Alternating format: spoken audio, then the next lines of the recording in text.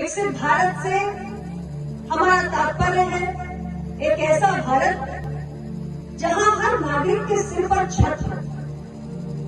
विकसित भारत से तात्पर्य है एक ऐसा देश जहां कोई भी नागरिक धन के अभाव में इलाज से वंचित न रह जाए। विकसित भारत एक ऐसा भारत है जहां प्रत्येक नागरिक को पीने का शुद्ध जल उपलब्ध हो। विकसित भारत एक ऐसा भारत है जहां हमारी नारी शक्ति को स्वस्थ ईंधन से बेहतर जीवन मिल सके।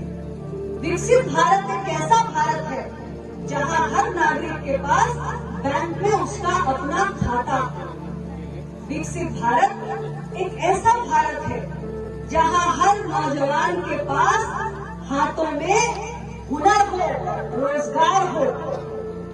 तो इस सपने को यदि साकार करना है तो तमाम सरकार की कल्याणकारी योजनाओं को धरातल तक पहुंचाने में हम सभी को अपनी भागीदारी दर्ज करनी है।